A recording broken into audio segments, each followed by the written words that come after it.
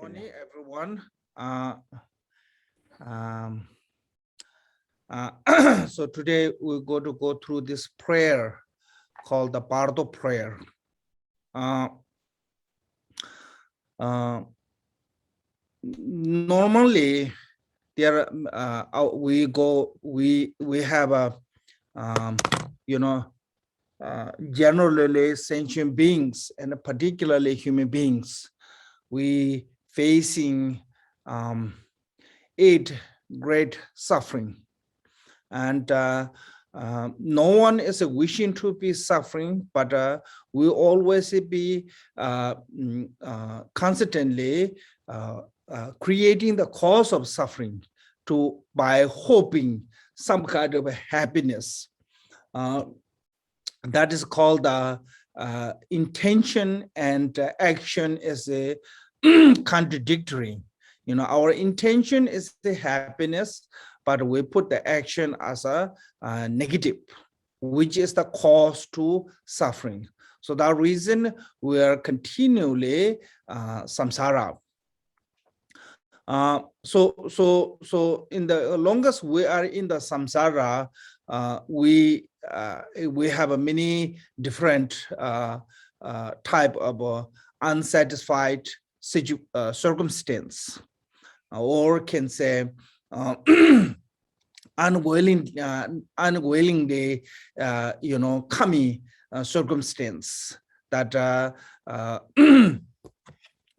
make us to more miserable. But from those circumstances, certain things you can avoid by, especially these days, there's a great technology. You can avoid many things. You can fix many things that is causing us unsatisfied, such as sickness, aging, and things like that. You can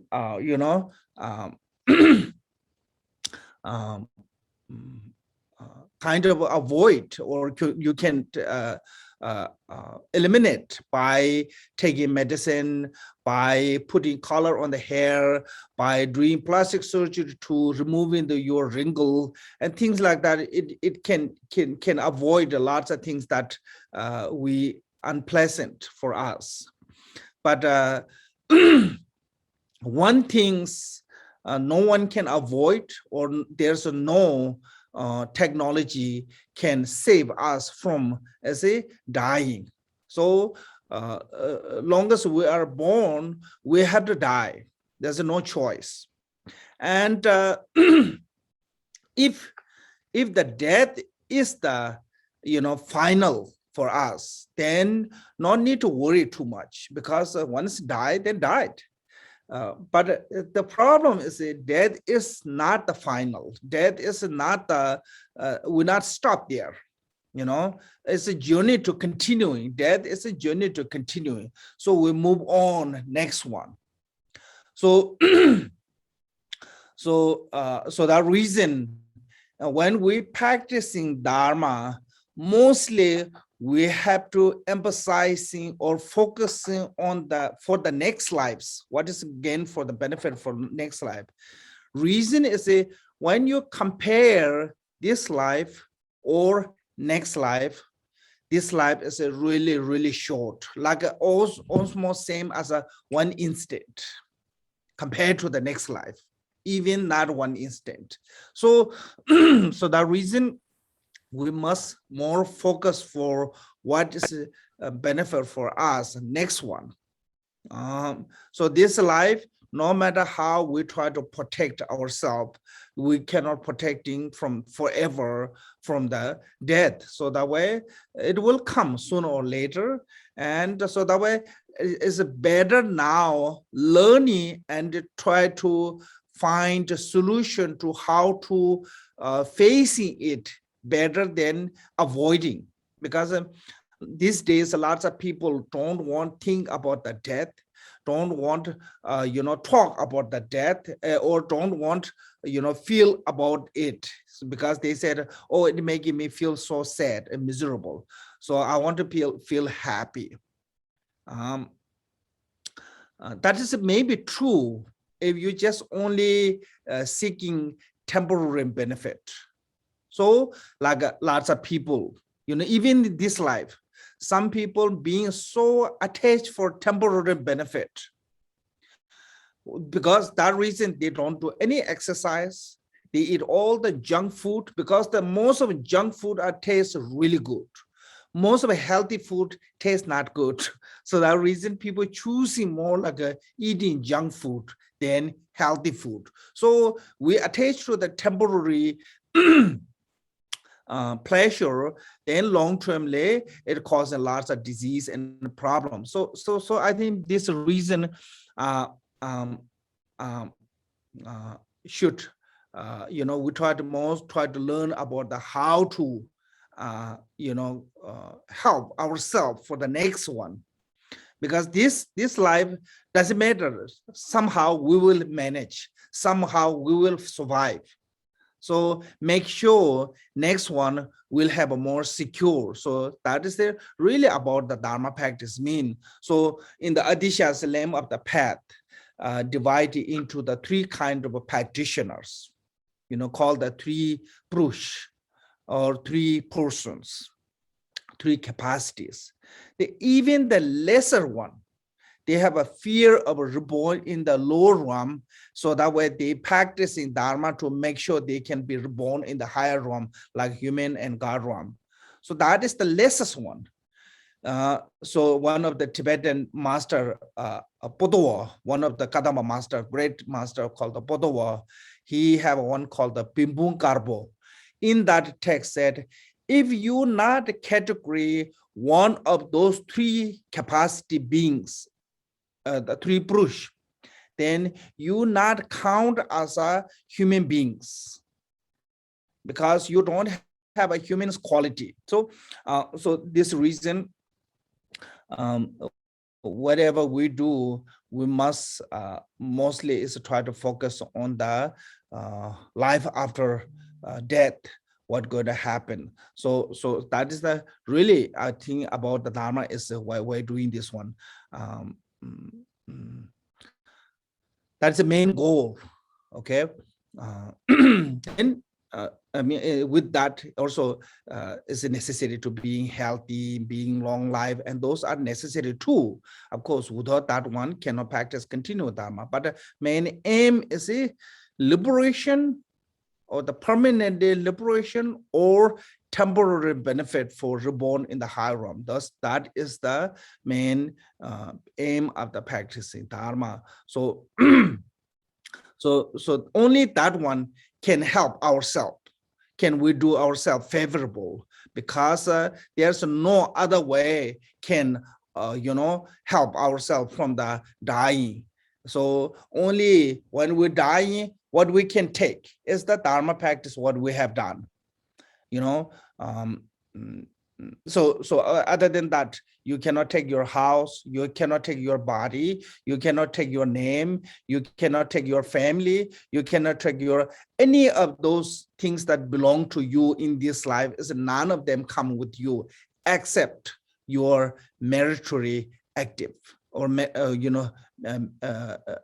virtues, or merit, accumulation of the merit and accumulation of the wisdom.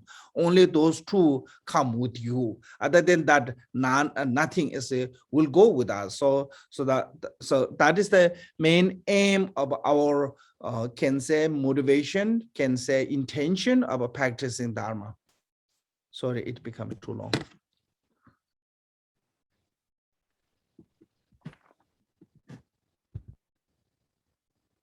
So today we're going to talk about it's called the Poa. Sorry, I'm a Bardo. One of the six yoga of Naropa. As a six yoga of Naropa is divided into two. One is called, four are the main practice: Tumu, illusory body, dream yoga, and luminosity. They are the main practice. and it's called the two are the branch one, which is the Bardo and Poa. So person who are not really good, main practice, then need the Bardo and Poa teachings. If you are you have a great realization about Mahamudra or the nature of a mind, and have within this life you achieve Rambo body, or you achieve the liberation at less first bhumi, then you don't need a teaching on the Poa or Bardo. But we are time of degeneration. It's really, most of us had a really difficult to have reaching that label to that we don't need the Poa and Bardo. So that reason, I think most of us, we need the teaching on the Poa and Bardo, because our label of a practice is not good enough to without needing these two. So there's one, I think Marbas Wajar song said, Lam Chamba Mena Poesu. I think that's Marba said, or Marba or Miller, one of them said, Lam Chamba Mena Poesu. It means that if your path of the practice is weakening, then you are welcomed by the Poa. It means the ejection by the Poa, of transference of your conscious by the Poa. So this reason,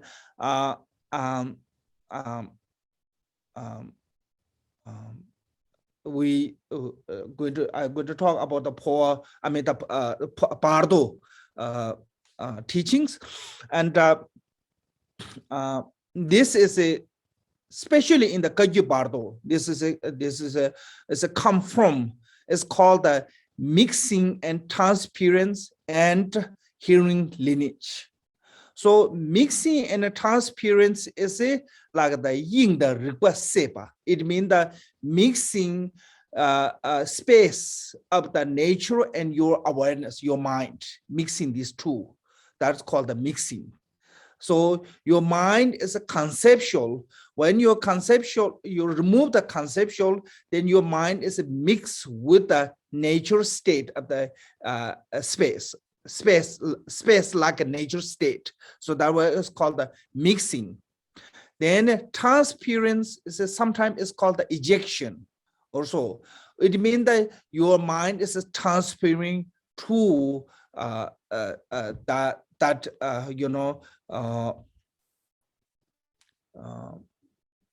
to that state of the Dharma. So these teachings is mainly is I think teaching of the six yoga of Naropa is called the Sepo in Tibetan. Sepo. So especially Rechumba emphasized on this. He made like 9 stages of the Sepo. He said mixing attachment to the bliss as a tumu meditation, mixing aversion with the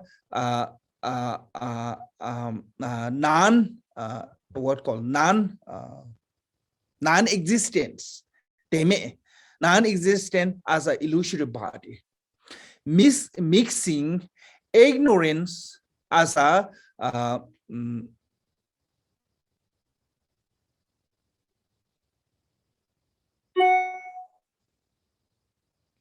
now I forgot. So that is called the luminosity. So and also said in the daytime mixture of a tumu and illusory body. At the nighttime mixture of the Bardo and Poa. And the person with a great perseverance practice tumu meditation. Person with a less perseverance practice as a also lazy one practice as a dream yoga, and a person with a short life practice as a Poa. So this is called the 9 what call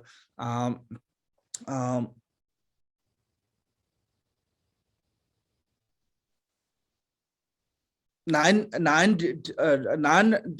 different way to practice of the 6 yoga of Naropa. So that's called the Sepo in the Tibetan. So according to the Sepo teachings, And in, I think, simple teaching, they said there's a 6 different type of Bardo explained. But then another one is called the hearing lineage, a practice of the hearing lineage, Nyingyu in Tibetan. According to that one, and there's 3 different type of a Bardo, but this one is mainly emphasizing on this text, is mainly emphasizing on the three Bardo, because it's actually Bardo is the intermediate state. Death and birth, between that one is actually Bardo from the 6th. That one is the one of the 6. So then from the before it's called the dying Bardo, and after that is called the Bardo of the rebirth.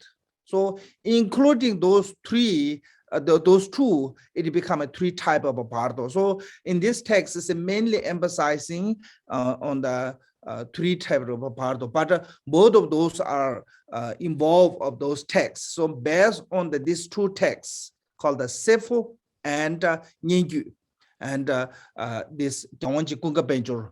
Gyalwang Kunga Peljor is the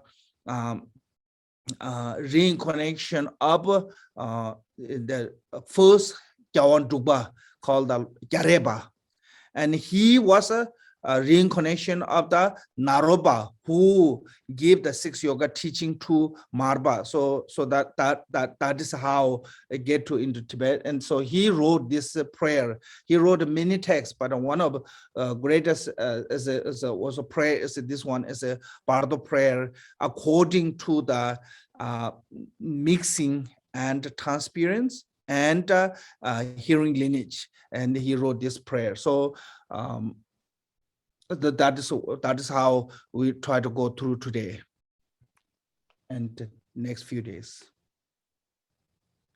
Okay, so so this text, personally, I received 2-time transmission from one, first from my uncle, and second one is from also Bhutanese ex-Vaja master in the government, head of the Vaja master. He was retired from that when I met him, a great teacher. So I have this transmission from those 2, and one is that reason I'm teaching this one. 2 is since we call ourselves as a Gyuba, I'm not trying to be, discriminating between the lineage, but once we have this name of following a particular tradition, we have a responsibility of carrying on the teachings. You are, carrying the name of Digungaju, Dubakaju, or Kamakaju, whatever. But then you are teaching from the other lineage is you're not taking your own responsibility. So then you are actually discriminating the lineage. You think, oh, Kaju is not have good enough. You need someone else teaching to give better teachings. That is actually discrimination. So you are meet with a particular lineage is called the karmic connection. So most of, like myself, I've been with a many different lineage, not much in the Giluba, but I mean, Giluba is some, but especially in the Nyingma and the Saja, I received many teachings. But since I was, joined to the Kagyu monastery, so and I under my root guru's guiding of the graduate from the Kagyu teaching Kagyu school, so I have a responsibility of carrying on the Kagyu teachings. If I'm not carrying on the Kagyu teaching, it's like someone who doesn't care their own family but always helping to the neighbor. Then that person is not really become a great person, because since you couldn't take care of your number one responsibility is your family. Similarly, Dharma practitioner, first your responsibility is protecting your own karmically connected lineage. So if we are practicing the Kagyu tradition, we are karmically connected to this lineage. So that way we have a responsibility of the carrying on the teaching. So that reason I chose this text. One thing is, I think can say main reason is, and now in this text, first is there's two kinds of homage. Pay homage by Sanskrit and pay homage by the Tibetan. When you have to look carefully, pay homage. Pay homage will show you many information of the text. Every pay homage is to give you the really, essence of the text. Whatever text you go to read, you will understood briefly from the pay homage and title. So here, this pay homage said Namo Mahamudra, Ya, in the Sanskrit. In the Sanskrit, Namo is a pay homage, pay respect, prostration. So it's the origin, actually it's called the Nama. But because of the grammatically conjunction, it become Namo. So I think those two are basically meaning is the same. I'm not good with the Sanskrit, so that way I cannot explain how it become a Nama to Namo. But this is have their own kind of like combining the word. It become a Nama to Namo. So both are same, pay homage. Mahamudra. Maha means the great. Mudra have a few different meanings. Mudra is in the Tibetan as a translated into two words, because this Sanskrit word, mudra means that can be hand, mudra means that can be seal.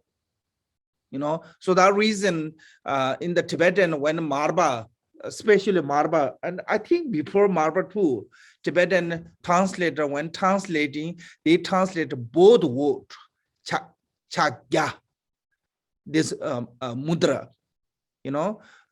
so first one is in the Tibetan word called the chak. Chak means, actually it's a hand, talking about the hand. So I heard one Tibetan person who know English really well, but doesn't know the Dharma term not that well. So he translated big hand, Chagya Chembo, Mahamudra. He translated as a big hand. So actually, it's kind of become a similar there. Some is it actually true. This is a mudra as a Tibetan word chak. Is basically talking about a hand. What does a hand mean? Like, this is example, ultimate nature, there's no really example. You cannot show actually example, but there's a similarly example can put there. So simile is a hand. What does a hand mean? That whatever you put on the hand, you will see clearly. On your hand, any object, if it is in your hand, you can see clearly. So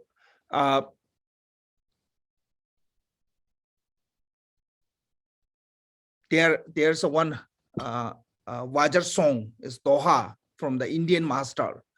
It's called Lame Meba Tangi Nishuva Labe Tina Nebe Tertondas. It said from the Doha. It means that Lame is a guru's instruction. As somebody kept with their heart. It's like seeing the treasure in your palm. If any kind of treasure or jewel, if you put in your palm, you will see clearly what it is. Gold, silver, tricot, any kind of object, you will see clearly. So that is through the guru's instruction, when you have clearly seen that nature, that is called the chak. It means the meaning is that one. So there's I think Chakra Tantra said Lekton Kai de Chinese. It means that excellently seeing is the homage. So whatever you see that directly or excellently, without mistakenly, and true nature, that is the homage or mudra. So one word, one meaning is this one, and the second one is called the seal, or mudra is another word is called the seal. Tibetan called the gya. So gya means the seal. Seal means that one king put the seal, all the kingdom is under the seal. Everybody have to follow that seal. No one is above the law. In the modern day, people said no one is above the law. Everyone, even the president, have to be under the law. So it's a seal is that way. So this means that like evam in the Tibetan word called evam, which is the emptiness and the compassion, or wisdom and a method. So none of the phenomena are not out of this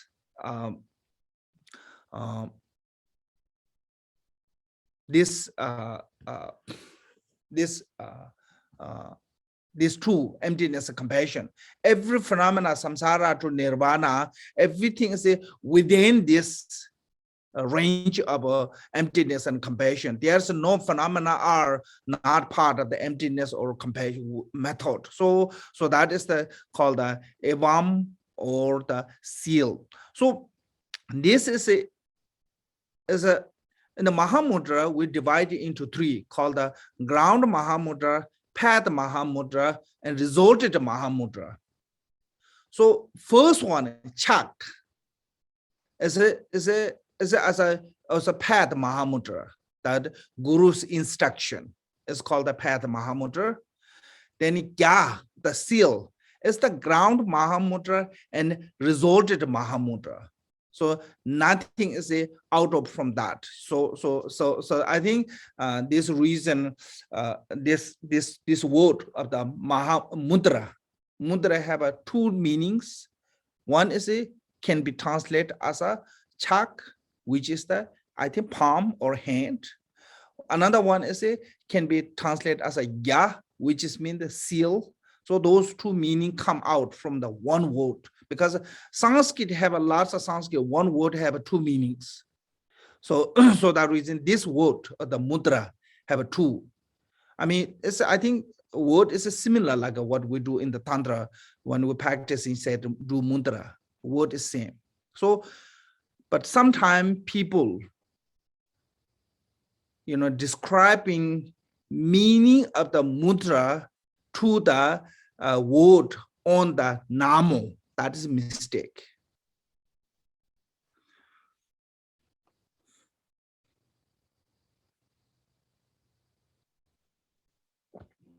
And maha means the great. Great means that, so nothing is above that. It means that there's a mudra, which is the union of the wisdom and a method. So there's no greater than above that one. So that way it is called the great Mahamudra, I mean the great great seal. I think English, lots of people translate as a great seal. So this great seal, how to seal as like a Vajrayana practitioner, we have we practicing generation stage and the completion stage. At the generation stage, we are sealed by the Lord of the family, like a pipe with the family transform in the crown of your Lord of the family. Or sometimes like Jagrasambhavara, they have a seal that all the limbs with the daginis. Those is called the armor daginis. So seal by that one, as you can say that's a great seal. In the completion stage,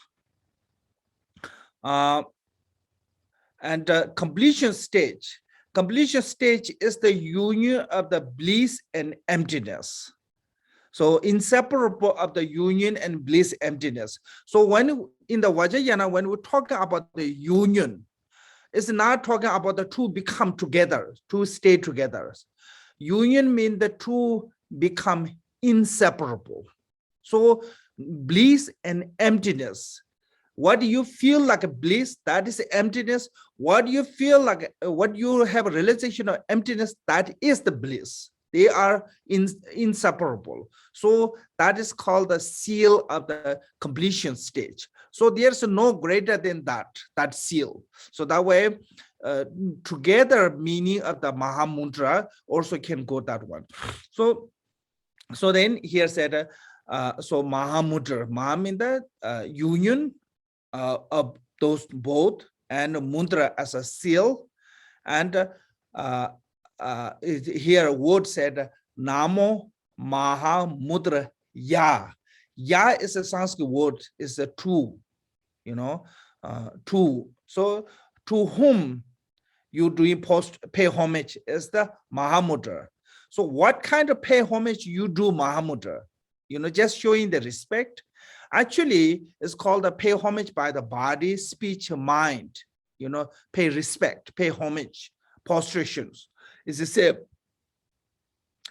So this is especially here is called the devotion, mind.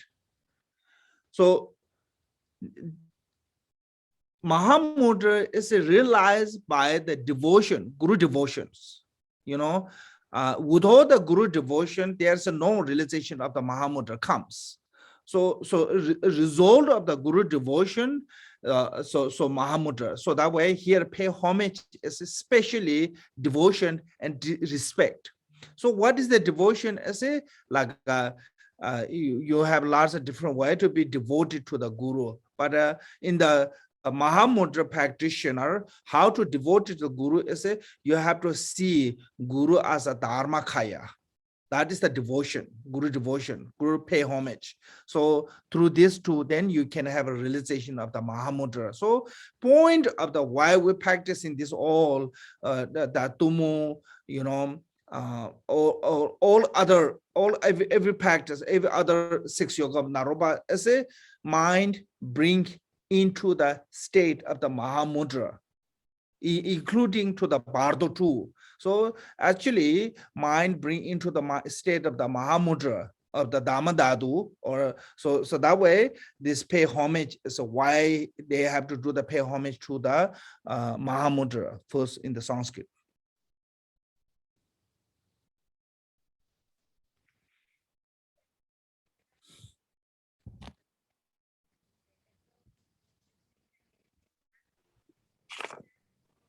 Ở đây chúng ta nói là Mahamudra, thì ở đây Maha có nghĩa là lớn, là vĩ đại. Mahamudra có nghĩa là không có cái gì mà có thể vượt trên được nó cả. Thì bởi vì nó chính là cái sự hợp nhất của trí tuệ và phương tiện, cho nên là không có gì là vượt trên nó, hay là Mahamudra hay là chính là đại ấn. Thì Mahamudra được dịch sang tiếng Anh có nghĩa là đại ấn. Và chúng ta là hành giả thực hành kim cương thừa thì chúng ta biết là chúng ta thực hành của chúng ta có 2 giai đoạn, là giai đoạn sinh khởi và giai đoạn hoàn thiện. Thì ở trong sinh khởi ở đây cái dấu ấn của chúng ta, cái ấn của chúng ta ở đây chính là chúng ta đặt dấu cái niêm phong, cái ấn ở trên đỉnh đầu của chúng ta, giống như là chúng ta quán tưởng ngũ bộ Phật ở trên đỉnh đầu của chúng ta. Hay là trong thực hành về chakra samvara thì chúng ta đặt cái niêm phong, cái dấu ấn này bằng cách tay, quán tưởng tay của ngài là ôm các vị phối ngẫu, các vị Dakini, thì chúng ta gọi là dấu ấn về giống như là áo giáp. Thì tiếp theo cái giai đoạn hoàn thiện thì đó là sự thực hành của sự hợp nhất của lạc và không, thì chúng ta của hỷ lạc và tánh không. Chúng ta ở đây chúng ta sẽ nói là sự hợp nhất, chứ chúng ta sẽ không nói là hai trở thành một. Chúng ta thì bởi vì là ở đây chúng ta khi mà chúng ta có được sự hỷ lạc thì đó cũng chính là tánh không, ta hiểu tánh không. Và khi chúng ta chứng ngộ tánh không thì đó cũng chính là hỷ lạc. Thì chúng ta nói hợp nhất bởi vì cái lạc và không này nó là bất khả phân, chứ không phải là hai cái mà nó kết hợp thành một. Thì ở đây ý nghĩa của Mahamudra là như vậy. Thì chúng ta nói là trong đây câu đầu tiên nói là Namo Mahamudraya. Thì từ ya ở trong tiếng Phạn có nghĩa là đảnh lễ, chúng ta đang hướng đến ai, tới người nào đó, tới ai. Chúng ta đảnh lễ nhưng mà chúng ta kính lễ tới ai? Thì ở đây chúng ta nói là chúng ta kính lễ tới Mahamudra, kính lễ đại ấn bằng cả thân khẩu ý chúng ta. Thì khi mà chúng ta nói như vậy ở đây có nghĩa là chúng ta đang thể hiện lòng sùng mộ. Và ở đây thì lý do là bởi vì là ở đây đại ấn sẽ được chứng ngộ thông qua thực hành lòng sùng mộ với bậc đạo sư. Vì vậy mà chúng ta đảnh lễ tới thể hiện sự đảnh lễ tới đại ấn ở đây chính là chúng ta thể hiện là đang thể hiện lòng sùng mộ và sự tôn kính của chúng ta, lòng sùng mộ với bậc đạo sư. Và đặc biệt trong thực hành đại ấn này, chúng ta cần phải thấy bậc đạo sư cũng chính là pháp thân, và nhờ vậy mà chúng ta mới có thể chứng ngộ được đại ấn.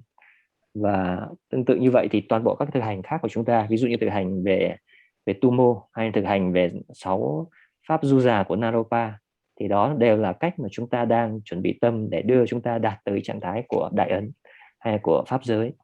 Và đó là lý do tại sao mà ở đây cái dòng đầu tiên chúng ta nói là con xin đảnh lễ đại ấn Namo Mahamudra, là như vậy. Bằng trong tiếng đầu tiên là chúng ta có câu kính lễ trong tiếng Phạn là như thế. Ok.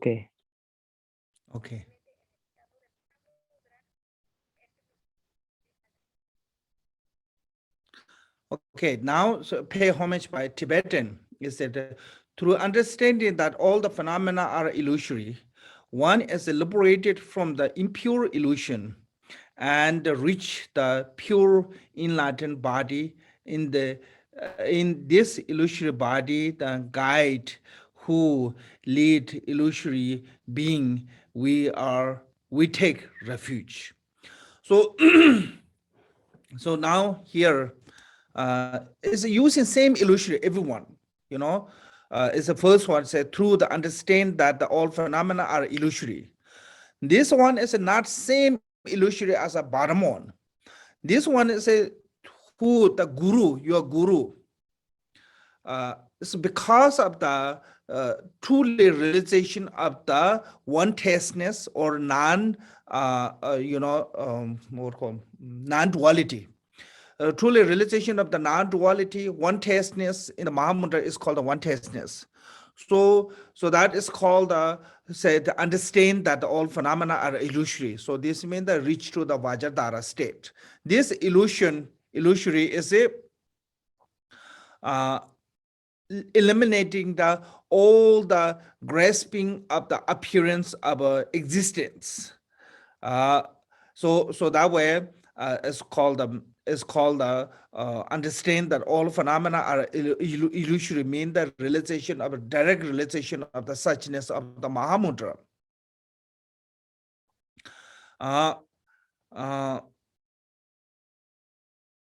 And it said one is liberated from the impure illusions. Here, impure illusion is talking about the two different type of obscuration, especially obscuration of the omniscience, cognitive obscurations, subtle obscurations. That is called the impure illusions. So who liberated from the impure illusion is the Vajradhara, Dharma Kaya Buddha.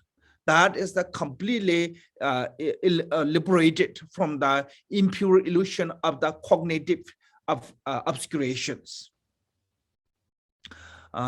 So what they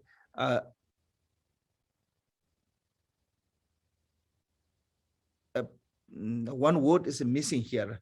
Manda human laterals, the one is liberated from the impure illusions. Then one reach to the pure enlightened body. So it said pure enlightened body. Now, so once you have a realization of the Mahamudra of the Dharmakaya, then you have a manifestation of the Rupakaya. So this is called the pure enlightened body, or another way you can call the pure illusion body. They just appearance, but not solid. So that way, in the generation stage, even the deity, when you're practicing, one character is called the empty by nature. It's called the illusion body. Not same as our body. Our body is a solid flesh, bone, and all this heavy. Illusion body is called the rainbow body. They have the body exactly like us, completely formed, but their body is a total illusion. So that way, like a Lord Buddha and like a Milarepa, they can burn in the fire, they can throw in the water, but nothing harm. Because the illusory body cannot harm. Like you try to cut the rainbow, you cannot cut the rainbow. Doesn't matter what weapon you use. You cannot cut the rainbow. Same way, illusory body cannot harm. So that is called the pure body. It's like a illusion like body, like a rainbow like body. So that is called the Rupakaya. It's the form body as a Sambhogakaya and Nirmanakaya. By this illusion body way to then reach to the pure enlightened body of the illusory body of the guide. So this one is illusory, it's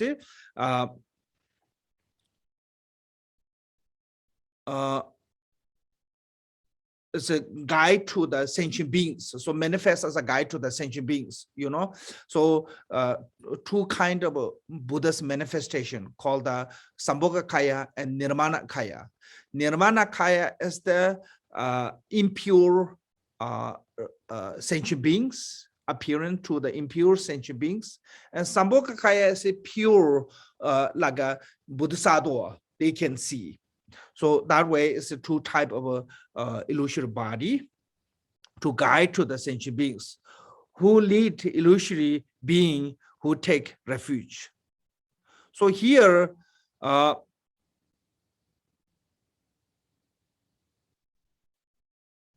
illusory beings, it's talking about that we are deluded one, sentient beings. We have a delusion of believing something not exists as exists. Something is not true as a true. Something not real as a real. And this lying, this confusion, this confusion is gone so long, it now is look like it's real. So if you lie something that's constantly, one day it become a true story.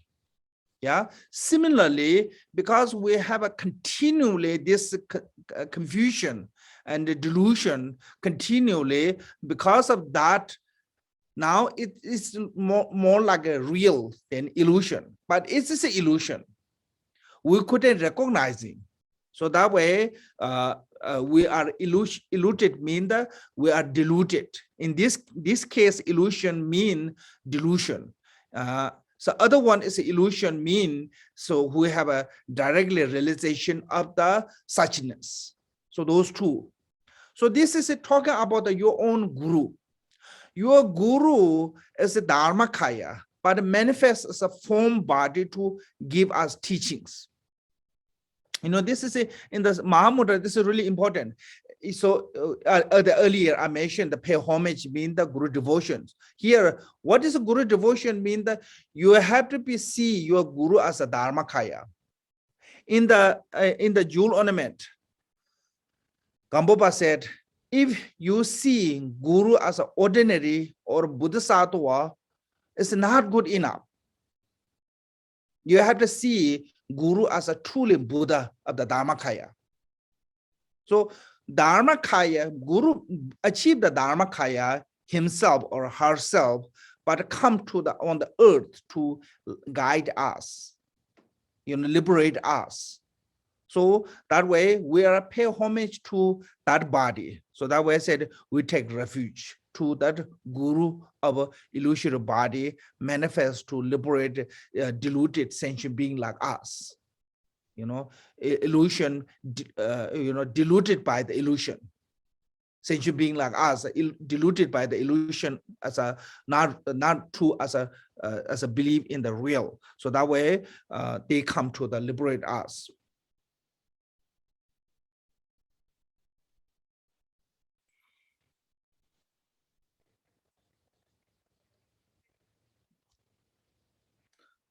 Okay, then the second one is said protector of the being which have illusory body, and may I and all sentient being misled by illusion, cease to be misled by illusion appearance, and grant us the grace to recognize the nature of illusion. So this one is as I said, protector of the beings, mean the Guru, Buddha, your Guru and Buddha. Who is that Guru and Buddha? Is it said which have an illusory body? This is illusory body is a Guru, which is the Dharmakaya. Within the Dharmakaya manifests as a form body. You know, within the Dharmakaya to manifest as a form body, that form body is called the illusory body. Okay, so so the Guru is the Dharmakaya, but because of the compassion, they cannot rest in the nirvana. They manifest in the samsara to benefit sentient beings. So when they manifest, you know, in the samsara, they get some form body. It's called the rupakaya. That rupakaya is a illusion body, not a solid like us, you know, flesh, bone, or the four elements. So that reason that Buddha and Bodhisattva, they can fly, we cannot fly because we are stuck with the four elements, so heavy. They are free from those elements. We get sick, they not get sick because we are controlled by the four elements. So that is what this kind of illusion body mean, you know. So they have that illusion body, Buddha and Bodhisattva. May I and all sentient being misled by illusions. So we mislead by illusion mean the appearance as a become a real, you know, something is a appearance. That appearance is a actually inseparable of the emptiness, but for us it's become existence. So there's a 6 type of a Bardo. According to the, I think Milarepa is a similar in the Milarepa Vajra song to the Tsirima. I think similarly here 6 type of the Bardo is called the Bardo of the samsara and nirvana, Bardo of the birth and death, Bardo of the path of the samadhi, Bardo of the dream, Bardo of the is called the reverse process of dying, and Bardo of the forward process of the becoming. So this is called the 6 Bardo. So how to, you know, how to we is called the cease to be misled. How to cease from them as a by practice of the 6 yoga of Naropa. So they like a, you know, how to cease or eliminate Bardo of the samsara and nirvana, you know, this between as a gap is how to cease as a meditation on the according to the Mahamudra and Tumu. Tumu and Mahamudra is a kind of same as okay. So Tumu Mahamudra is the you know, experience of the Tumu. So that way as how to cease of the Bardo of the nirvana, samsara and nirvana is by meditation on the Mahamudra and Tumu. And how to cease the Bardo of the, you know, birth and death, between the birth and death, that's called the Bardo. It means the between. How to cease that one is the Tumu meditation and illusory body. And how to cease the dream, or I mean the samadhi, you know, Bardo, or the path of the samadhi is a meditation on the illusory body, illusion. How to cease the path of the, I mean, Bardo of the dream is a meditation on the dream yoga. And how to cease the Bardo of the dying is a meditation on the poor, and how to seize the Bardo of the becoming as a meditation on the Bardo of the from the sixth yoga. So this is sixth yoga of a Naropa as a teaching as a how to ceasing from that illusion of the from that illusion. That way I said, may I in sentient being misled by illusion cease to be misled by illusion appearance. So that is a through the sixth yoga of Naropa practice as a ceasing us from the misleading of the illusion body. So when ceasing from the illusion body, then what happens? Grant us the grace to be recognized the nature of illusions. So then we have to recognizing as illusions. So illusion as a illusions. When recognizing as a illusion, then we are free from the grasping, free from the conceptual thought, free from the what called discursive thought. So then we are liberated to reach to the Dharmakaya. So that way, this prayer is a liberating, ceasing us from the misleading of a delusion of illusion.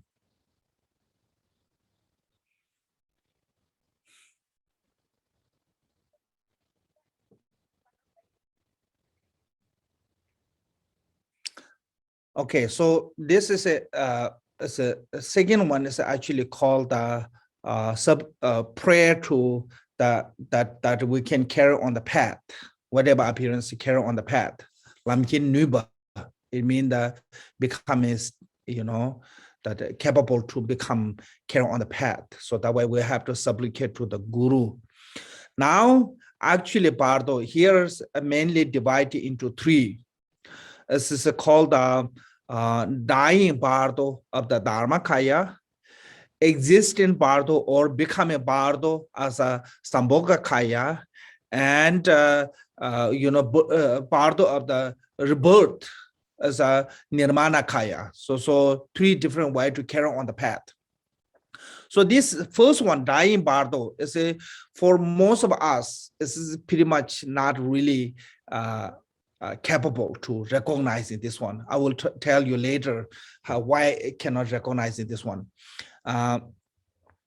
So they saying is a first Bardo who can't, recognizing this, who can, benefit by learning this one is someone who have to be reached to the at least first bhumi. In the Vajrayana is called someone who have a directly realization of the nature of a mind. Then that person can recognizing this Bardo. But other than that, most of us, we cannot recognize this Bardo. But still, this is the part of the becoming Bardo. So that way is explaining here is called the Dharmakaya Bardo. So Dharmakaya Bardo, it said, at the moment living in this impermanent illusory body, may we sever all the bound of the desire, aversion, and attachment, and rest naturally in the unfabricated mind itself. Grant us the grace that thus integrate death into the path. So this is when you rest in the nature state of the mind, then it is becoming death into the path. So what does this mean? Is saying said at the moment we living impermanent this illusory body. Why is called the impermanent? First, impermanent mean because it is not really stable. It's always be unstable. That way is called the impermanent. So like Buddha said, so impermanence is like a magical illusion, like a lightning, the star with the lightning, and all those appearances temporarily, they are like an illusion, So it never be stable. Those illusions or kama rabri Mahamudra, and also lamb, and water, and so anything is not really stable. It's a moving, continually moving. It's called the impermanent. So our body is continuing. So that way it's called the illusory. What called that?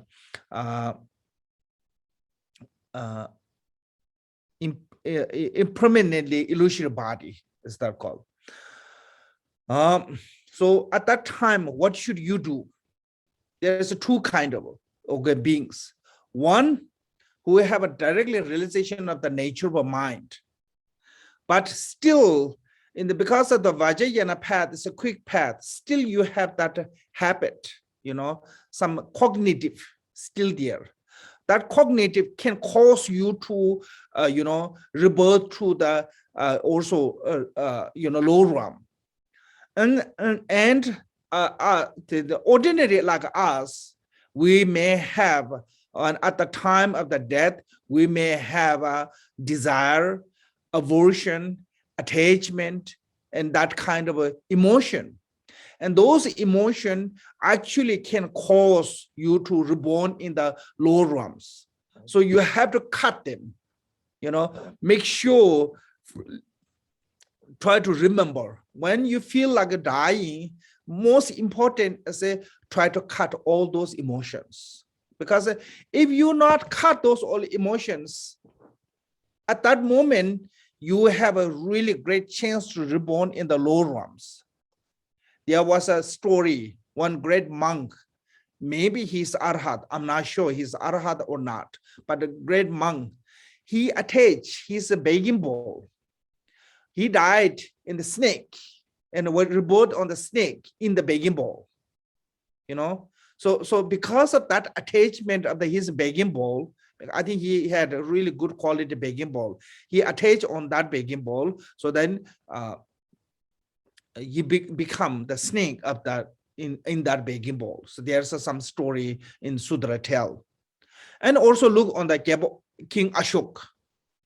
King Ashok, rest of his rest life, half life, later life, he served to the Dharma, so devoted to the Dharma, but he died with anger. What happened was that there's a servant woman is serving him to faint, try to cool down his body, and she falls asleep. When she falls asleep, that faint fall on his body. So he was really upset.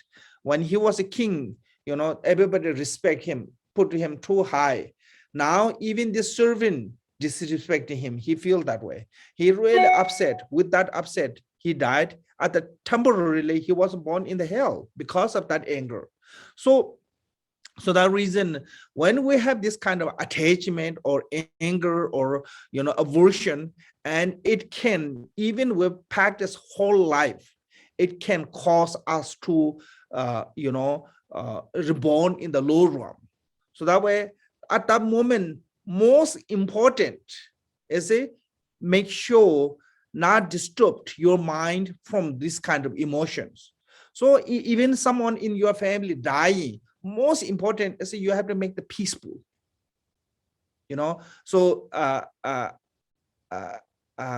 also tell these people, because sometimes in the West, like a son is become or daughter is become a Buddhism, and parents are really strong Christian, and they said, oh, I secretly do the prayer of the Buddhism to them. I said, when they die, don't do that one.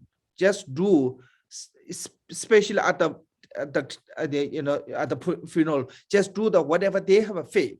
So because if you try to do the Buddhism prayer and they not agree with you, they get upset, because they can hear now, they can sense now. Once they died, then it's going to get them becoming cause to the anger. So that reason, this kind of emotion have to be eliminate especially at that moment, at the time of the dying. So that way I said, may we sever all the bound. Why is all the bound? Because the longest we have this emotion, we have no chance to reborn in the pure realm, pure land. We have no chance to be liberate from the samsara. So even your whole life you practice. If you die with this kind of emotion, you have no chance to reborn in the pure light. So that reason at the moments thought is really powerful. If you died really pure thought, you have a great chance to reborn in the pure land. You have great chance to reborn to the higher realm. If you died with the evil thought of attachment, aversion, hatred, that kind of, then you have a great chance to reborn in the lower realm. So at the moment's thought is really powerful. So that reason we have to cut them, these kind of emotions. So how we can become capable to do that one ourselves? Is it one way from now on, whatever circumstance come, always try to think as a positive. When somebody said to some things to you, like undesirable things, like harsh word or anything, try to meditate the compassion. So try to turn into the every circumstance into the positive. Then at the time of the death, whatever circumstance come, you're not going to disturb your mind from this kind of emotion. So that reason we have to cut, we server mean the cut of the is called the bound. Because long as we have this emotion, we will be bound. We cannot liberate it from the samsara. From we cannot reborn in the pure land of the Dewachen or anywhere. So that reason have to cut this emotions. Then rest naturally in unfabricated mind itself. So then we have to stay. What we do at that time is the best way is try to stay on the nature state of the mind, unfabricated.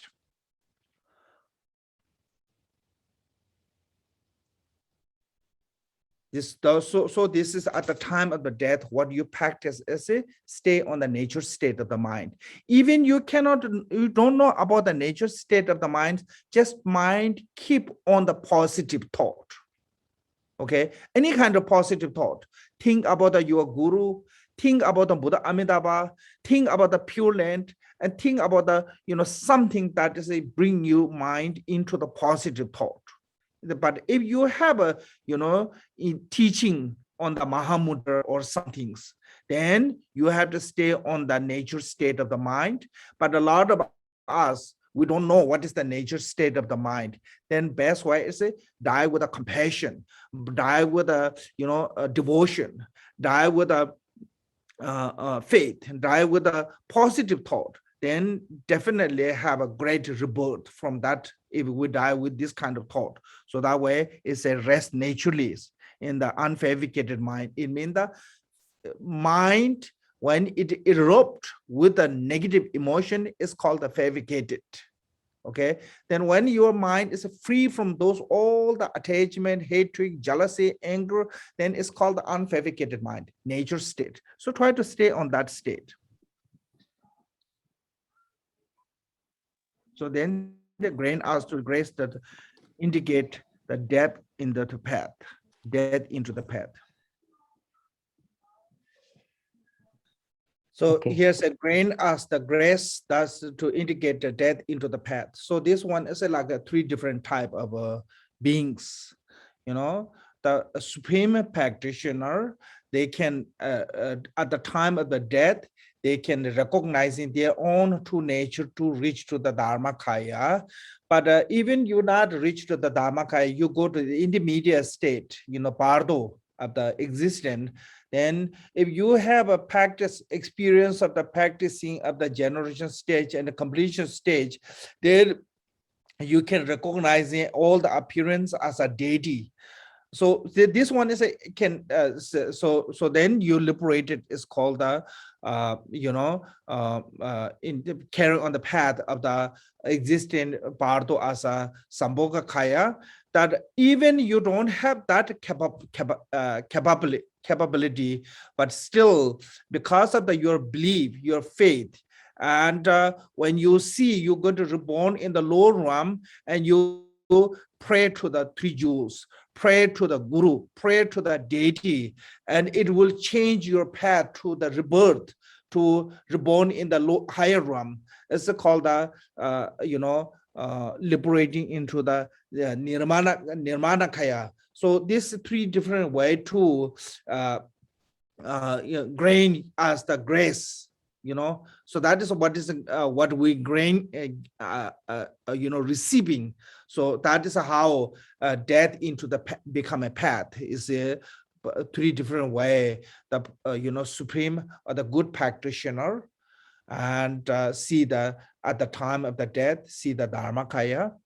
Even you couldn't see that direct Dharmakaya, not recognizing, but you can see in the Bardo, see the Sambhogakaya as a Shiru Tambareja, 100 peace and peaceful and wrathful deity.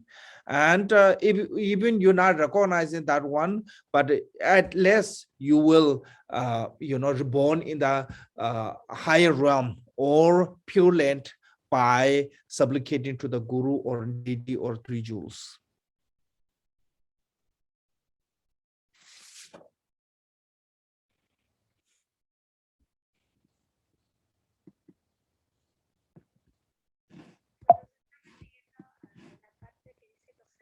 Thì ở đây chúng ta trong cái câu cuối cùng của chúng ta nói ở đây, chúng ta nói là cầu mong cho chúng con hòa nhập được cái chết vào đường tu giác ngộ.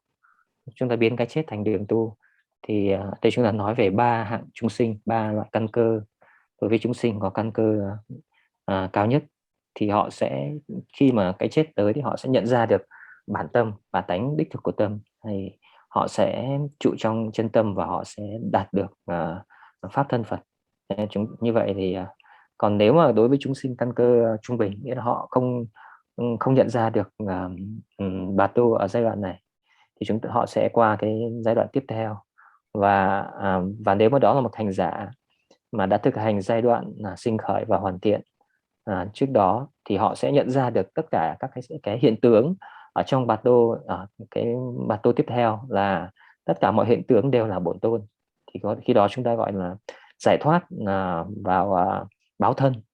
Và còn nếu không được thì nếu không thì đối với những người mà có tín tâm, thì khi đó họ sẽ cầu nguyện tới Tam Bảo, cầu nguyện tới Đạo Sư, tới Bổn Tôn, và nhờ vậy mà họ tránh được tái sinh vào cõi thấp để họ tái sinh lên những cõi cao hoặc cõi tịnh độ. Thì chúng ta gọi đó là giải thoát của hóa thân. Thì như vậy đó chính là cách mà cái chết trở thành con đường tu của chúng ta. Như vậy chúng ta nói có 3 cách như vậy. Cách tốt nhất là chứng ngộ được pháp thân.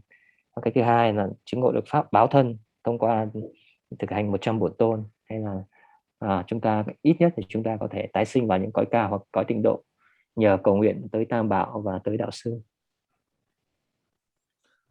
So when we're dying, there's 3 different kind of dissolutions. So it's called the gross dissolution, and mediocre dissolution, and subtle dissolution. So first is a gross dissolution. This called the Drukpa Nishu. It's called 25 different dissolutions. So we have, there's a 5 aggregate, 5 element, 5 wisdom, 5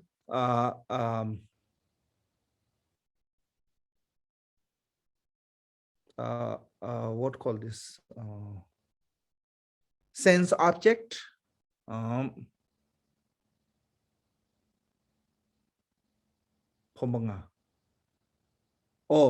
5 sense object and 5 sense faculty.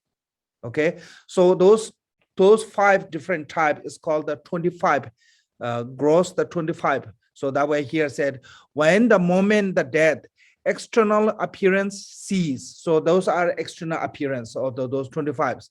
Sight and other sense progressively cease in the function. Form and other sensory object dissolve into each other, and the grain has to be graced to recognizing the process of a dissolution. So at this time of the death, a dissolution is I think there's a different. Some people it's a start like 6 days before. Some people start 3 days before. Some people start 1 day before. But some people, instantly happen, those dissolution. I think it's not really certainty, but this dissolution is a come. So this is called the outer dissolution. So outer, all the 5 aggregate, 5 element, 5 sense faculty, 5 sense object, 5 wisdom, they all dissolve. So dissolve means that it's become like their ability or their capability is become like not really work. Like for example, our body is dissolved. As a body dissolve, as a mean, is not really like become a bodiless, but body dissolve mean and become a body is become a really heavy, couldn't functioning anything. So then so the same as a dissolve to the eye. So I said sight and other sense of progressively cease. So for example, dissolve to the eye mean then our eye couldn't see clearly who they were not recognizing, So these things, all those 5 type of 5 different I don't know what called that English. So this is a 5 like 5 aggregate, 5 element, outer one, 5 element of the outer, 5 aggregate, 5 sense faculty, 5 sense object, 5 wisdom. Those are dissolved to form, dissolved to the form dissolved to the feeling dissolved to the perception dissolved to the mental formation dissolved to the consciousness. So this is a dissolve mean, is in the here they use as a ceasing, and the next one is used as a, it said side and other sense are progressively what called cease function, and form and other sensory object dissolve into each other. So what is the dissolve into each other mean? They are become more like a not really using, not really working, not really functioning. They are what is supposed to be function. So it become like that. So that way it's called the dissolve. So this is called the outer 25 gross dissolution. They all dissolve together. Some in the Kagyu tradition, they said all dissolve together. Some say as a first 5 like a 5 aggregate dissolve, then 5 element dissolve later. But in the there's one of the commentaries said in the Kagyu tradition, according to the mixing and transparency, what called the teachings. According to those teachings, they are dissolved together. All those 25 are dissolved together. So what is we have to do is so at that time you have to recognize, it happened. What happened is like you're not going to see well when your eyes is dissolved, when your ears is dissolved, you're not hearing well. So this is all those happen like losing your sensory. That is called the dissolving.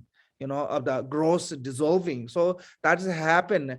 I think slowly people become happy body, less hearing, less tasting, and less smelling, and those all slowly lose. And that is a sign of dissolving. This time you're not dead, but dissolution will come slowly. All those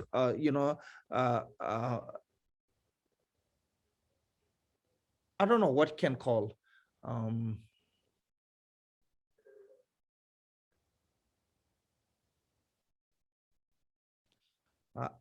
ability of a sense faculty, ability of an element, ability of a aggregate. They are become a lack of ability. So those losing the ability. That is what is a dissolve mean. Cease or dissolve is the same as here. One is used as a dissolution, one is used as a cease. Those are the same, which is mean that they are losing their ability of their each one.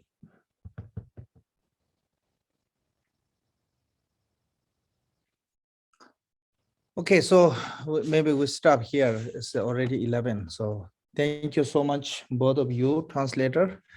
And I hope see you Saturday. Chúng ta sẽ dừng ở đây. Ngày chúng ta cũng đến 10 giờ rồi. Ta sẽ tiếp tục vào thứ Bảy. Chế bái nhâm bái mem bái yang con e con đôi phê vội shôi ta ta con đề tham chế chế tu sung tu sa ba ta ye bê chế bê sa va đề ta ta sen chế thân chế nyung tu la nam yang da ba zo bê chân chô rinpo chế to ba chô chế shi cha kun se kun jin chu chế chế ten ten ne la huan do de kong ba rin chen bê chế ten ba si de ba she ru to sang kong ben zin yu chế kong ba na da ka tan thong ba ye ma lon lan de jawa sa ju kong ba de kong rin chế chế ten ba ta she yu rin ne yu chế. Okay, thank you so much. Cảm ơn rất nhiều. Thank Thank you. you, Khenpo. Thank you.